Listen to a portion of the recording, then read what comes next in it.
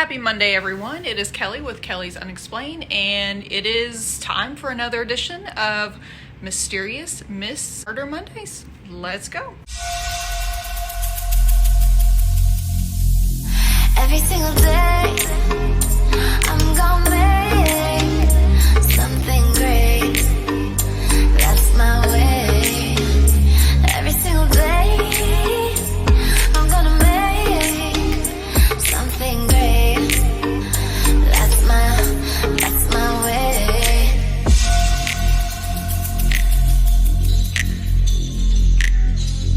If you are new to my channel, on Mondays I talk about myths, urban legends, true crime, murder cases, things like that. And on Fridays I upload about the hauntings that have been happening at my house. I've got a few new subscribers, so thank you for joining me. Love you, all of you. On today's episode, we're going to talk about the differences between the Wendigo and the Skinwalker. Both come from Native American culture and heritage and background, but there are some differences. I would just like to put a plug in that I am actually German and Cherokee. Nice mixture. And I'm a Gemini as well. I mean, you can't get any more crazy than me. German, Cherokee, Gemini. Amazing combination. Go figure. So now we're going to talk about the Wendigo.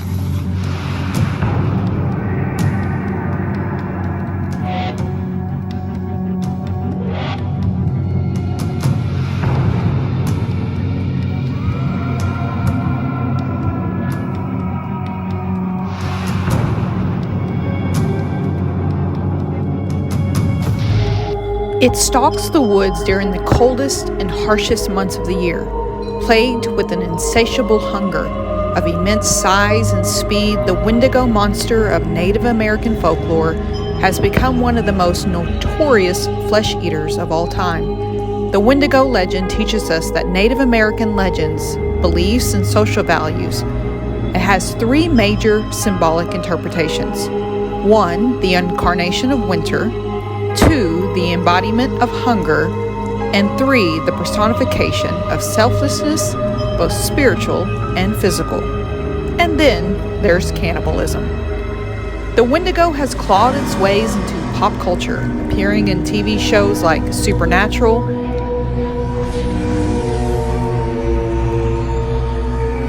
Charmed, and Marvel Comics. It's terrorized audiences in movies and video games, but almost all of the portrayals fail to capture the complete history of even the original traits of the Wendigo.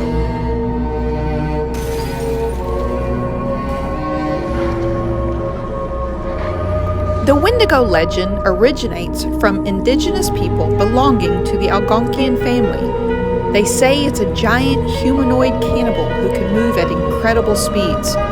The Wendigo is astonishingly tall with razor-sharp teeth and claws. They are said to have a heart made of ice, and despite their hunger for flesh, they always remain emaciated. It shrieks and can run across treetops, and its presence will most likely be preceded by a foul odor or a sudden drop in temperature. Almost all Wendigos begin as humans, but how does one become a Wendigo? The most common way is by eating human flesh. But there are others, including dreaming of a Wendigo. It is also believed that you can become a Wendigo without physically transforming. Someone who is in a state of inner turmoil might be at risk of becoming one. Some communities believe it might be caused by a spiritual imbalance or by choosing to prioritize the self over the community. Since the lore of the Algonquian people is specifically shared by oral tradition, there are several variations of the Wendigo, but undoubtedly it began with the indigenous tribes that lived in northern woodlands of North America, the Atlantic coast, the Great Lakes region, and parts of Canada. The Algonquian is one of the largest linguistic groups of North America. There is something that can help explain the Wendigo legend, which is climate and geography. All of the tribes that passed this myth down had long, harsh winters, with heavy snowfall, freezing temperatures, and lack of resources. The fear of starvation was a very real thing. This encourages people to stick together, which is both practical and necessary for survival. The Wendigo, however, can thrive in the winter and in blizzards. It hunts for those that are separated from the group or who leave the safety of their homes. The threat of cannibalism is embodied with the Wendigo. Fear is a powerful motivator, and this story spooked people beyond belief. Now it's time to dive into the Navajo Skinwalker legend. The Skinwalker's name really derived from a curse. The Skinwalker curse has its roots in a feud between the Ute tribe and the Navajo tribe, at a time when the Utes were really aligned with the United States government and had sold many of their peers into slavery to them, so the Navajo cursed this property. A skinwalker is essentially a witch that has chosen to put on the skin or the form of what can only be described as a giant wolf.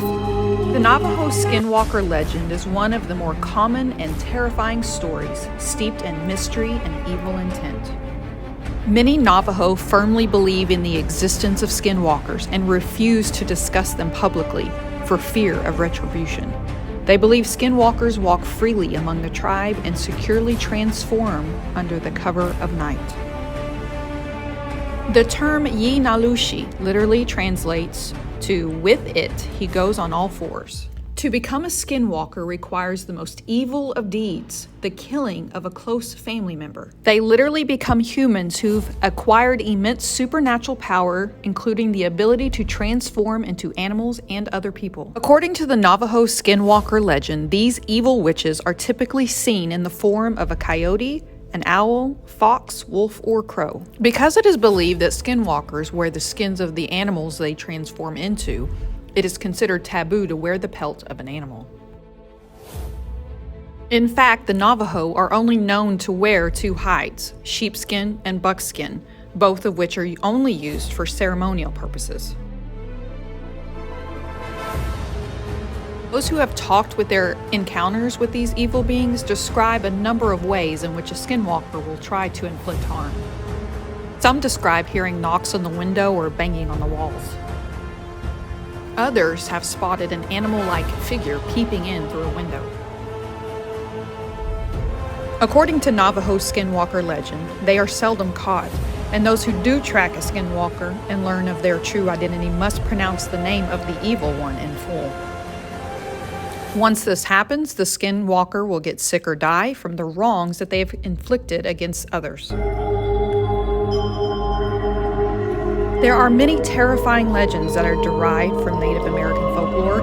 Skinwalkers are believed to only share their stories with their own kind, and this only adds to the mystery that surrounds them. So there you have it, folks, the differences between the Skinwalkers and the Wendigos. There is a topic that you want me to cover or discuss, leave that in the comments below, because I'm here for you, and what you want, you get. I will see you Friday for another edition of Friday's Home Hauntings. You'll get to see what's on my cameras that has happened this week. Have a good week, guys. Don't work too hard, and I'll see you on Friday. Love you. Bye.